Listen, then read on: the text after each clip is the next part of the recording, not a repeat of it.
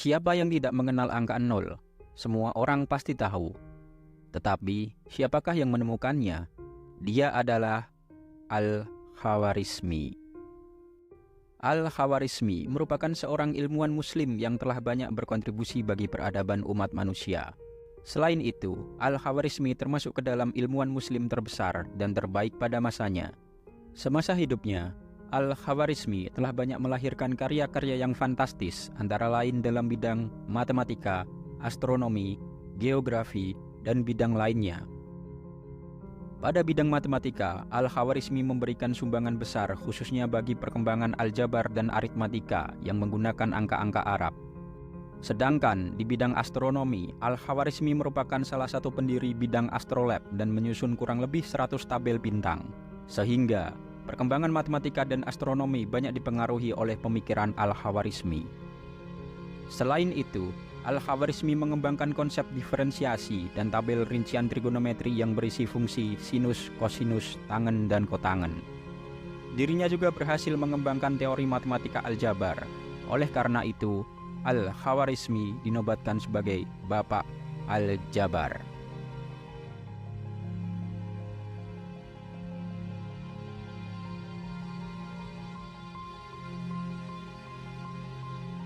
Al-Khawarizmi mempunyai nama lengkap Abu Abdullah Muhammad bin Musa Al-Khawarizmi.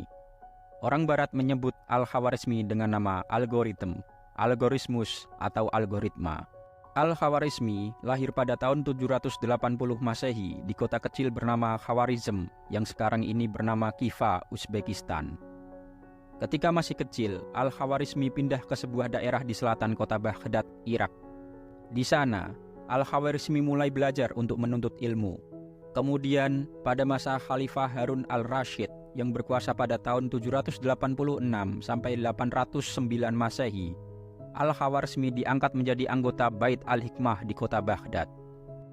Bait al-Hikmah dikenal sebagai lembaga pusat penelitian ilmu pengetahuan, penerjemahan, dan perpustakaan besar yang didirikan pada masa Khalifah Harun al-Rasyid.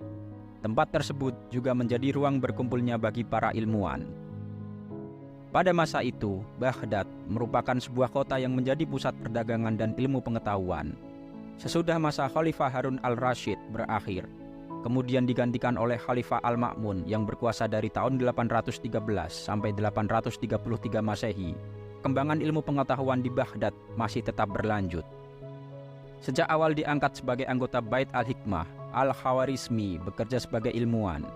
Di sana, Al-Khawarizmi belajar banyak ilmu pengetahuan, terutama ilmu alam dan matematika. Selama masa hidupnya, Al-Khawarizmi terus mengabdi dalam bidang pendidikan dan riset keilmuan, sehingga membuat dirinya sangat terbuka terhadap sumber-sumber ilmu pengetahuan dari Yunani, India, dan bahkan Romawi.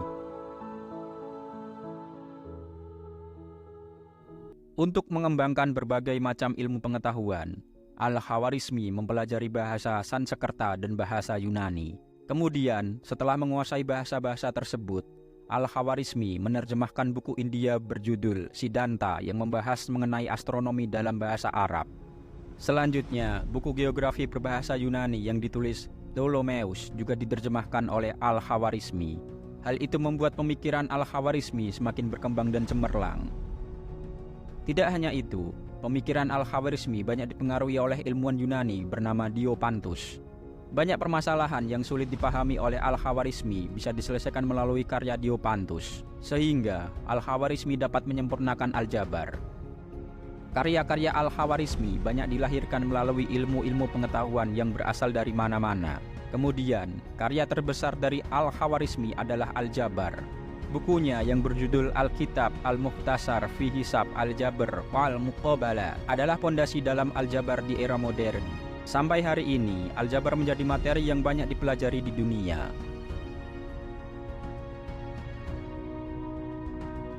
Al-Khawarizmi mempunyai beberapa hasil penelitian ilmiah dan menulis beberapa buku. Selama hidupnya, Al-Khawarizmi menulis kurang lebih 50 buku dalam berbagai bidang ilmu pengetahuan. Tetapi, kebanyakan buku tersebut ada yang hilang, termasuk hasil riset ilmiahnya. Beberapa karya tulis Al-Khawarizmi diantaranya sebagai berikut. 1. Kitab Al-Mukhtasar fi Hisab Al-Jabr wal Muqabalah, atau dalam bahasa Inggris disebut dengan The Compendious Book on Calculation by Completion and Balancing. Kitab ini ditulis Al-Khawarizmi pada abad ke-9 Masehi. Kemudian pada abad ke-12 kitab ini diterjemahkan ke dalam bahasa Latin. Kitab ini berisi tentang penjelasan persamaan linier dan kuadrat. Kedua, kitab Dixit Algorismi yang berisi tentang ilmu aritmatika. Namun, naskah asli yang ditulis dalam bahasa Arab sampai saat ini tidak ditemukan.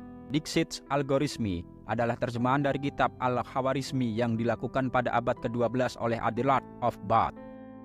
3. Kitab Surah Al-Ard yang membahas tentang bentuk bumi.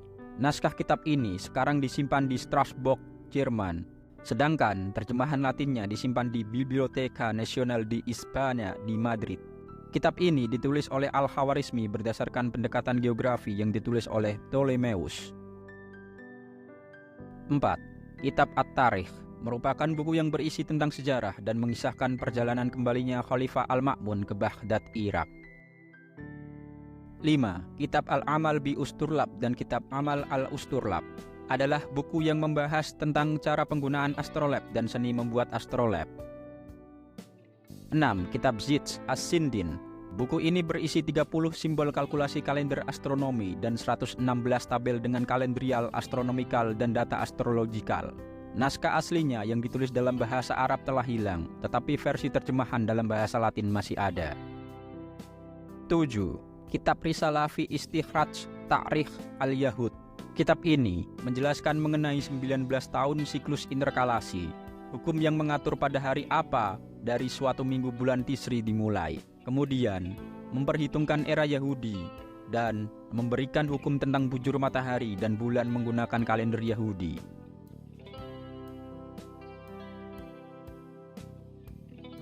Selama bekerja menjadi ilmuwan, Al-Khawarizmi banyak mengerjakan penelitian-penelitian ilmiah.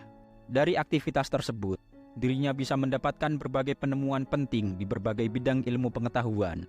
Berikut ini adalah penemuan-penemuan yang berhasil diciptakan oleh Al-Khawarizmi. 1. Penemuan Aljabar. Konsep tentang aljabar ditemukan oleh Al-Khawarizmi. Dalam matematika, aljabar dikenal sebagai ilmu yang mempelajari tentang penyederhanaan dan pemecahan sebuah masalah dengan menggunakan simbol-simbol sebagai pengganti konstanta dan variabel. Kemudian, ilmu aljabar ini ditulis oleh Al-Khawarizmi di dalam bukunya yang berjudul Al-Mukhtasar fi Hisab Al-Jabr wal Muqabalah. Kata aljabar berasal dari bahasa Arab yaitu al-jabr yang artinya paksaan, perbaikan, dan restorasi. Lalu, kata ini diterjemahkan ke dalam bahasa Inggris menjadi algebra. 2. Penemuan trigonometri.